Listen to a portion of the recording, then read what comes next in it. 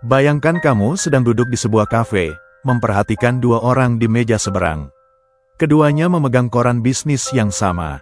Namun, satu orang tampak panik, dia menatap tajuk utama, resesi mengancam, dengan wajah pucat. Satunya lagi tersenyum tenang, menggulirkan layar ponsel sambil menyeruput kopinya. Apa yang membedakan mereka? Bukan informasi, tapi interpretasi. Dalam keuangan, kebenaran objektif hanya sebagian kecil dari cerita. Sisanya, dan yang lebih menentukan, adalah cerita yang kita yakini. Cerita yang kita warisi, kita bangun, kita dengar, dan kita sebarkan. Uang bukan sekadar angka. Uang adalah keyakinan. Ia hidup dalam pikiran manusia sebagai harapan, ketakutan, impian, dan ilusi. Dan dalam bab ini, kita akan masuk ke dunia yang sering diabaikan oleh para analis pasar, dunia subjektif di balik keputusan finansial.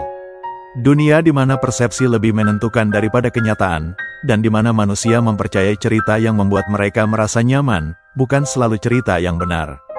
Karena dalam dunia keuangan, sangat jarang seseorang berinvestasi atau menabung murni karena logika. Lebih sering, mereka membuat keputusan karena narasi. Dan ketika narasi itu cukup meyakinkan, maka bahkan uang pun akan tunduk.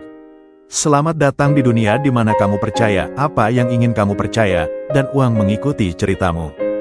Bayangkan dua orang yang sama-sama mengalami kenaikan gaji. Yang satu segera mengambil cicilan mobil baru.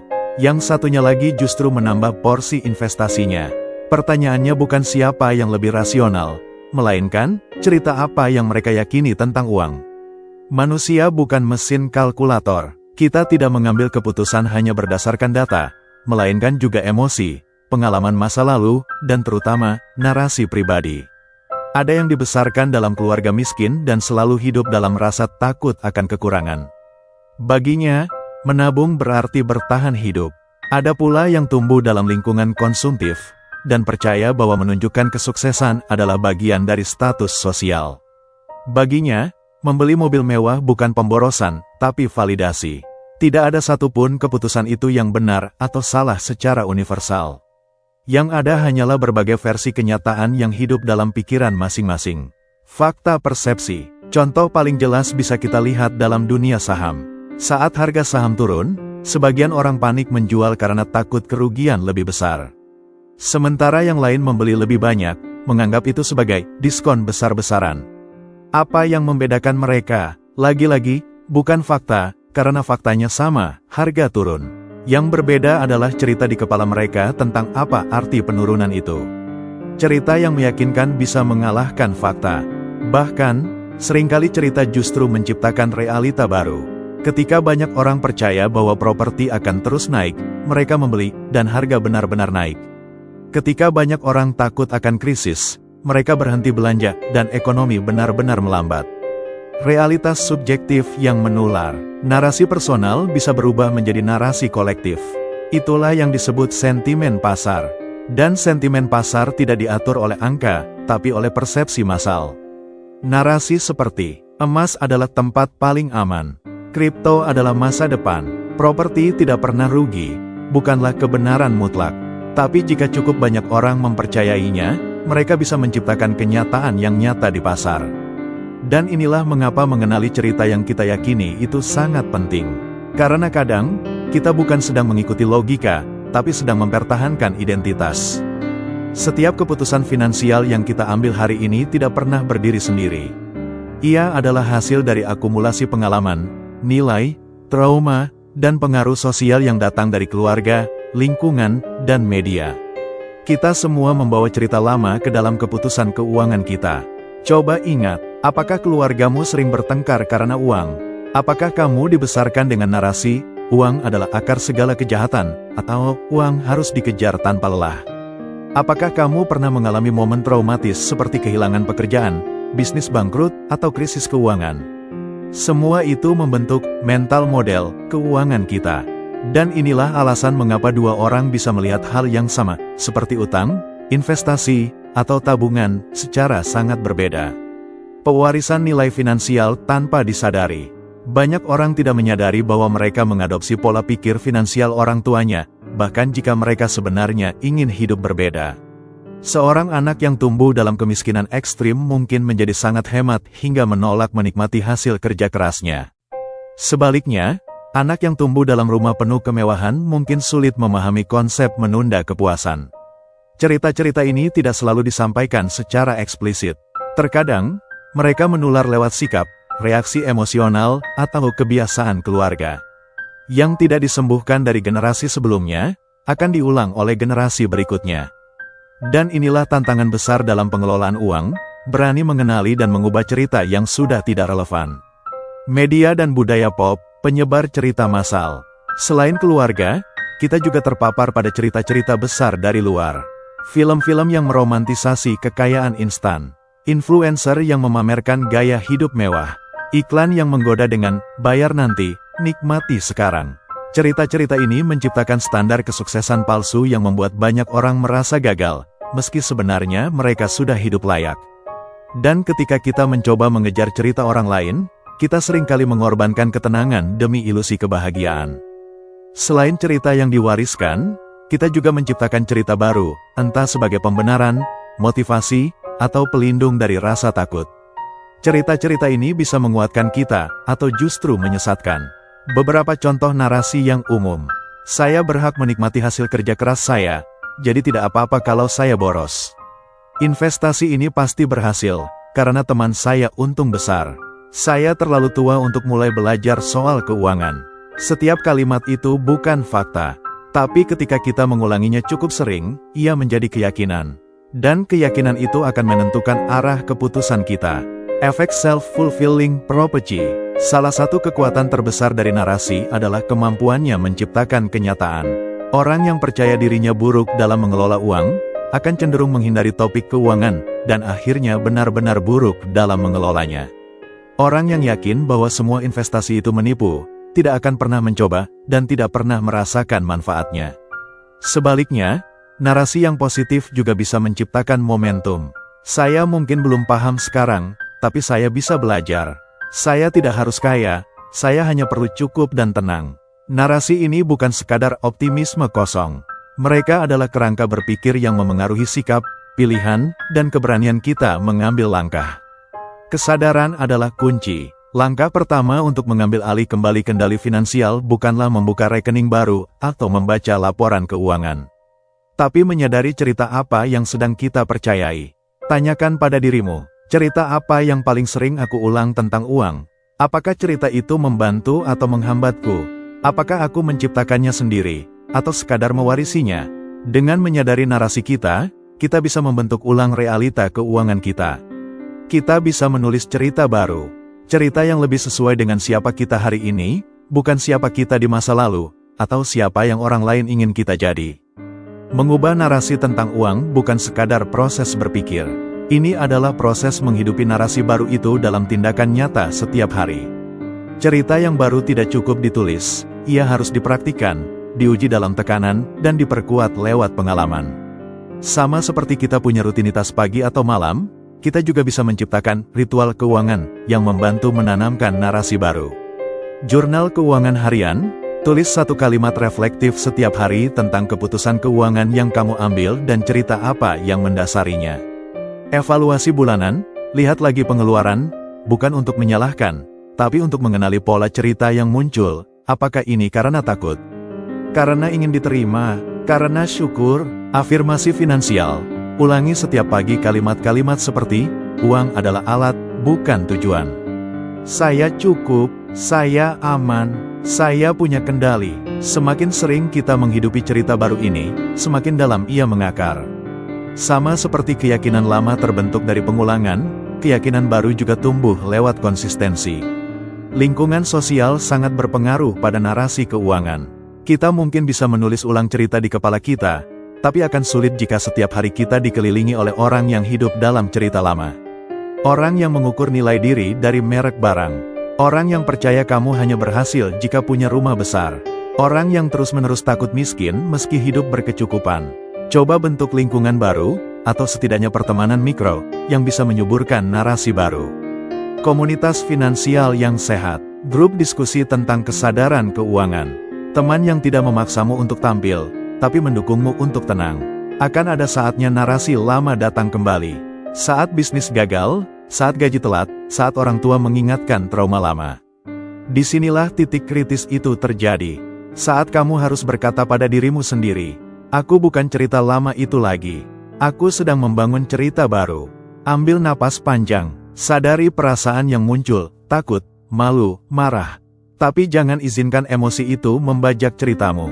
Biarkan ia lewat, lalu kembali pada narasi yang telah kamu pilih. Mengubah narasi bukan perlombaan. Ini bukan tentang menjadi sempurna dalam seminggu, tapi tentang menjadi sedikit lebih sadar, lebih damai, dan lebih sadar hari demi hari. Berikan dirimu ruang untuk gagal, lalu coba lagi. Berikan dirimu izin untuk berubah pelan-pelan. Berikan dirimu cinta, karena kamu sedang melawan cerita ratusan kali lebih tua dari usiamu sendiri. Kamu sedang mengakhiri siklus trauma finansial. Kamu sedang membebaskan generasi berikutnya. Kamu sedang menulis sejarah baru, bukan hanya di dompetmu, tapi di jiwamu. Berikut beberapa cerita nyata dari orang-orang yang berhasil menulis ulang narasi keuangan mereka. Ani, 34 tahun, dulunya percaya bahwa uang adalah akar semua kejahatan, karena dibesarkan di keluarga religius yang sangat hemat. Setelah refleksi panjang, Ani mulai belajar bahwa uang bisa digunakan untuk membantu orang lain dan hidup tenang. Kini, ia menjadi konsultan keuangan yang mengajarkan pendekatan spiritual terhadap rezeki. Gilang, 27 tahun, tumbuh dalam keluarga konsumtif dan dulu selalu membeli barang untuk menunjukkan kesuksesan. Setelah mengalami kebangkrutan kecil di usia 25, Gilang mulai menulis ulang ceritanya, uang adalah ketenangan, bukan status. Kini ia hidup minimalis dan merasa lebih bebas dari sebelumnya. Lina dan Fajar, pasangan 40-an, selalu bertengkar soal uang karena Lina takut miskin, trauma masa kecil, sedangkan Fajar terlalu santai. Setelah ikut terapi pasangan dan membuat jurnal narasi keuangan bersama, mereka kini membuat keputusan besar berdasarkan nilai bersama, bukan ketakutan masa lalu. Setiap cerita adalah bukti, narasi bisa diubah, dan hidup bisa berubah. Bagaimana kita ingin diingat? Coba bayangkan, 30 tahun dari sekarang, anak-anak atau keponakanmu bertanya padamu, dulu gimana sih cara kamu mengelola uang? Om, Tante, apa cerita yang ingin kamu wariskan? Saya terus merasa takut dan kekurangan meski punya banyak. Atau, saya belajar mencintai uang sebagai alat yang membantu saya hidup damai dan membantu orang lain. Kamu tidak harus kaya untuk jadi inspirasi. Kamu hanya perlu sadar, jujur, dan cukup. Dan mungkin, justru cerita itulah yang membuatmu benar-benar kaya. Sejauh ini, kita telah membahas bagaimana narasi keuangan dibentuk, diwarisi, dan dapat ditulis ulang secara personal. Tapi dunia tidak berhenti di individu. Setiap narasi personal menyatu dalam narasi kolektif, dan disinilah kekuatan transformatif sebenarnya muncul. Bayangkan sebuah komunitas yang semua anggotanya berusaha hidup sesuai dengan narasi finansial yang sadar, sehat, dan empatik. Bukan saling membandingkan, tapi saling mendukung. Bukan kompetisi, tapi kolaborasi. Banyak tekanan finansial datang bukan dari kebutuhan nyata, tapi dari standar budaya. Standar bahwa usia 30 harus punya rumah, bahwa pernikahan harus mewah, bahwa anak adalah investasi masa depan. Cerita-cerita ini bukan fakta universal. Mereka hanyalah norma yang dibentuk oleh budaya, media, dan pasar. Ketika kita sadar bahwa standar ini bisa dipertanyakan, kita bisa mulai membentuk narasi kolektif baru. Pernikahan bukan tentang pesta, tapi tentang komitmen. Rumah bukan lambang kesuksesan, tapi tempat aman untuk pulang.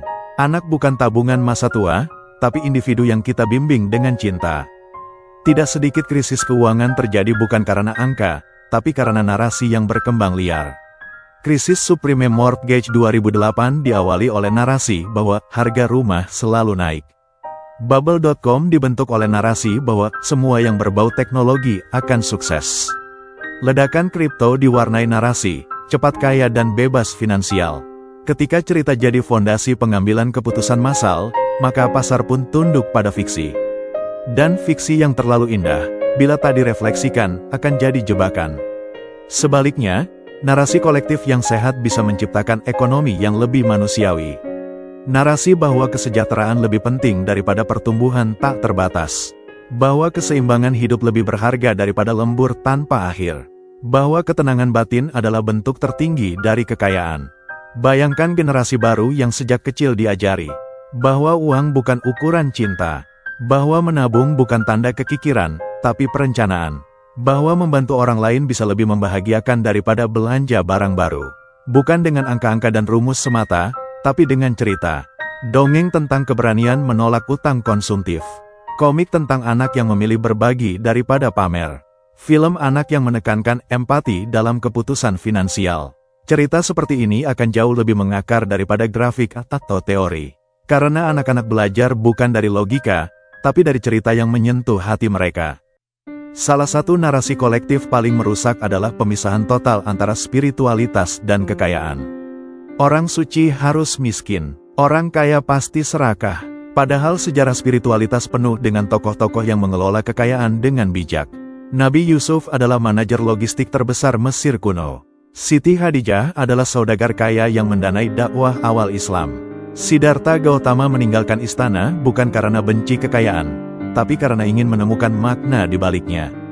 Narasi baru bisa lahir, bahwa uang adalah alat spiritual ketika digunakan dengan kesadaran, bahwa kedermawanan bukan hasil dari kekayaan, tapi dari kedalaman nilai.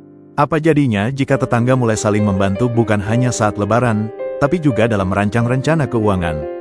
Saling berbagi tips pengelolaan keuangan rumah tangga, membentuk koperasi kecil yang berbasis kepercayaan dan nilai bersama, mengadakan diskusi keluarga bulanan soal harapan dan kecemasan tentang uang. Komunitas yang seperti ini akan memperkuat narasi bahwa saya tidak sendiri dalam perjalanan keuangan ini.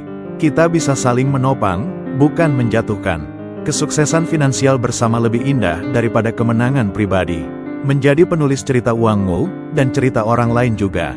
Bayangkan dunia di mana anak kecil berkata, aku ingin jadi orang dewasa yang tenang, bukan kaya. Remaja berkata, aku mau kerja yang membuatku hidup bermakna, bukan cuma bergaji besar. Orang tua berkata, aku bangga anakku punya waktu istirahat, bukan hanya uang. Itulah dunia yang bisa kita ciptakan. Tapi dimulai dari satu hal, mengubah cerita. Bukan dengan debat atau data, tapi dengan keteladanan, kejujuran, dan keberanian untuk hidup berbeda. Karena di ujung hidup nanti, bukan rumah, tabungan, atau mobil yang akan kita kenang, tapi cerita yang kita tulis dengan nilai, dengan kasih, dan dengan tenang. Di akhir semua perjalanan ini, kita menemukan bahwa uang, yang tampak begitu konkret dalam bentuk angka dan kertas, ternyata hanyalah lapisan tipis dari dunia yang jauh lebih dalam, dunia makna, identitas, dan keyakinan. Uang hanyalah simbol, tapi simbol yang punya kekuatan. Ia bisa membangun harapan atau menghancurkan mimpi. Ia bisa menjadi jembatan atau tembok, pelindung, atau penjara. Namun yang menentukan bukanlah uang itu sendiri, tapi cerita yang kita pilih untuk dipercayai tentangnya. Satu uang, berjuta cerita. Kita telah melihat bagaimana orang yang sama bisa melihat uang sebagai sumber rasa aman, sumber rasa malu, sarana kasih, bukti kegagalan, bentuk cinta, wujud dendam. Tidak ada satu definisi tunggal.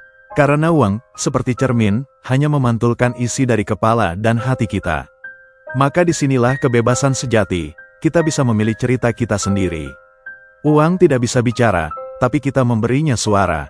Uang tidak punya lidah, tapi kita memberinya suara setiap kali kita memilih menabung atau memboroskan, memberi atau menyimpan, memamerkan atau menyederhanakan. Dalam semua itu, kita sedang berkata pada dunia, beginilah aku melihat uang, beginilah aku melihat diriku. Apakah suara itu mencerminkan ketakutan atau cinta? Apakah ia berkata, aku tidak cukup, atau aku sudah tenang? Apakah ia mengejar validasi, atau menyampaikan makna, menyembuhkan diri melalui narasi finansial? Banyak luka masa kecil, tentang harga diri, penolakan, atau ketidakcukupan, terpantul dalam keputusan finansial kita. Dan selama kita tidak menyadarinya, kita akan terus mengulang pola yang sama. Tapi begitu kita menyadari bahwa, aku menghambur-hamburkan uang karena dulu dilarang bermimpi. Aku menyimpan berlebihan karena pernah merasa ditinggalkan. Aku membeli status karena dulu tak dianggap. Maka saat itu pula kita mulai menyembuhkan diri. Penyembuhan itu tidak instan, tapi ia nyata. Karena tiap keputusan keuangan yang disadari, adalah langkah menuju versi dirimu yang lebih utuh dan damai. Mengukur kesuksesan dari dalam. Berapa kali kita melihat orang yang secara finansial sukses, tapi hidupnya gelisah, keluarganya retak, waktunya tak pernah cukup. Dan berapa banyak yang secara materi biasa-biasa saja, tapi hidupnya terasa lapang, penuh tawa, dan bebas dari iri. Itulah saat kita sadar bahwa kesuksesan tidak bisa diukur hanya dengan saldo. Ia harus diukur dengan kedamaian batin, keseimbangan hidup, kualitas relasi, kejujuran terhadap diri sendiri. Mungkin inilah definisi baru yang kita butuhkan. Orang yang kaya adalah orang yang tahu untuk apa dia hidup, dan mampu hidup selaras dengan itu. Warisan terbesar, cerita, di akhir hidup nanti, tidak ada yang akan berkata, "Dia hebat, saldo rekeningnya sekian." Tapi orang akan berkata, "Dia murah hati, dia hadir untuk keluarganya, dia hidup dengan nilai." Warisan kita bukan properti, tapi cerita yang orang bawa tentang kita. Dan cerita itu ditulis hari ini, setiap kali kita memilih nilai daripada gengsi, kasih daripada keserakahan, dan tenang daripada pamer. Dunia yang kita ciptakan bersama. Bayangkan jika seluruh generasi kita mulai mengajarkan anak-anak bahwa uang adalah alat, bukan tujuan. Mengubah obrolan keluarga dari soal harga barang menjadi soal mimpi dan nilai. Membangun komunitas yang saling menguatkan, bukan membandingkan. Maka kita bukan hanya sedang mengubah diri sendiri, tapi mewariskan dunia yang lebih sehat, satu cerita baru pada satu waktu. Karena dunia tidak berubah oleh fakta. Dunia berubah oleh cerita yang diyakini bersama. Jika kamu membaca sampai akhir bab ini, maka kamu bukan orang biasa. Kamu adalah seseorang yang berani. Berani menggali ke dalam, berani menantang narasi lama, berani menulis ulang hidupmu sendiri. Dan itu tidak mudah. Tapi itu mungkin, dan itu mulia. Maka izinkan saya menutup bab ini dengan pertanyaan paling penting. Cerita apa yang ingin kamu percayai tentang uangmu, dan tentang dirimu sendiri? Jawabanmu akan menulis masa depanmu. Dan jika kamu menulisnya dengan cinta, kesadaran, dan kebenaran, maka uang tidak hanya akan menuruti ceritamu, tapi juga akan membantumu menulis hidup yang paling bermakna. Jika kamu sampai di sini, itu bukan kebetulan. Ini adalah momen kecil namun penting dalam perjalananmu, saat kamu berhenti sejenak, melihat ke belakang, dan bertanya, sudahkah cerita tentang uang yang kuhidupi benar-benar milikku? Bab ini bukan akhir. Ini adalah awal dari kamu yang baru. Dari kamu yang memutuskan untuk tidak lagi dikendalikan oleh cerita masa kecil. Tidak lagi hidup berdasarkan ekspektasi orang lain. Tidak lagi mendefinisikan nilai diri dari saldo bank atau barang yang dimiliki. Kamu punya kekuatan untuk menciptakan cerita baru. Cerita tentang uang yang tidak memenjarakan, tapi membebaskan. Cerita yang bukan tentang siapa yang menang, tapi siapa yang tenang. Cerita yang bukan tentang status, tapi tentang makna. Mulailah dari pertanyaan sederhana. Apa arti cukup bagimu? Apa yang benar-benar ingin kamu capai dengan uang? Siapa dirimu tanpa semua label finansial? Dan ubahlah jawaban itu menjadi tindakan nyata. Buat keputusan keuangan dengan sadar, bukan impulsif. Bicarakan soal uang dengan jujur kepada orang-orang terdekat. Bangun kebiasaan kecil yang selaras dengan narasi baru yang kamu pilih. Ingat, narasi baru tidak tumbuh dalam semalam.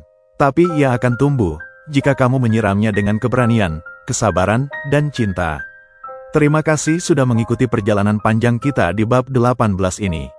Kalau kamu merasa konten ini membuka wawasanmu atau menyentuh hatimu, bantu sebarkan cerita ini lebih luas. Subscribe channel ini supaya kamu gak ketinggalan episode selanjutnya. Like video ini kalau kamu merasa topik ini penting dan layak diperbincangkan. Tulis di kolom komentar, apa cerita keuangan yang paling ingin kamu ubah? Cerita kamu bisa menginspirasi orang lain. Bagikan video ini ke sahabat, pasangan, atau keluarga yang sedang bergulat dengan cerita uang mereka. Bersama-sama, kita bisa menciptakan komunitas yang lebih sadar finansial, bukan demi jadi kaya raya, tapi demi hidup yang damai, cukup, dan penuh makna. Sampai jumpa di bab berikutnya. Dan ingat, kamu adalah penulis cerita uangmu sendiri. Maka tulislah yang paling jujur, paling baik, dan paling membebaskan.